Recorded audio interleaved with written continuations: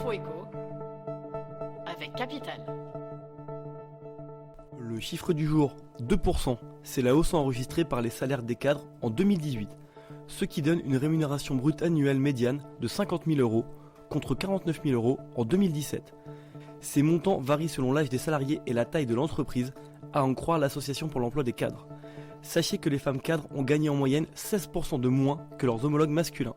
Ces chiffres révèlent aussi les fonctions qui ont bénéficié des plus fortes augmentations et les secteurs qui offrent les meilleures rémunérations.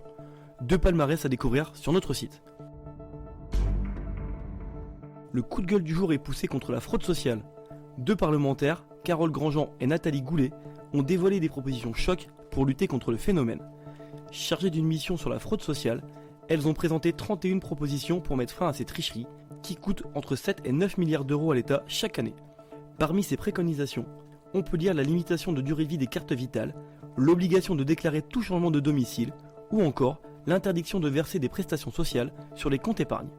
Le rapport définitif de ces parlementaires est attendu dans les prochaines semaines. L'info pratique Capital, avec un rendement moyen avant impôt de 4,52%, les sociétés civiles de placement immobilier attirent les épargnants. Ces derniers ne s'y trompent pas, puisque 4,3 milliards d'euros ont été collectés par les SCPI rien que sur le premier semestre 2019, soit 78% de plus qu'à la même période l'an dernier.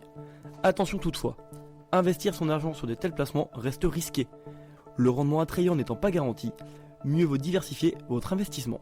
Placez par exemple votre argent dans des parts de SCPI distribuées par plusieurs sociétés de gestion, ou encore sur différents types de SCPI. Des conseils à retrouver sur capital.fr. Et on termine avec cette étude sur le prix de l'électricité. Elle a été effectuée par le cabinet PwC pour le régulateur belge de l'énergie.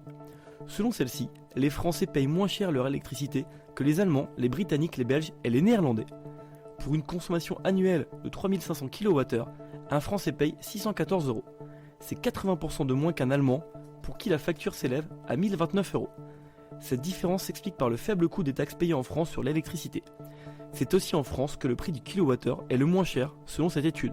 Mais attention, cette étude se base sur les chiffres de février 2018. Depuis, le prix de l'électricité a sensiblement augmenté en France, et cela pourrait modifier les résultats. C'était l'info éco avec Capital.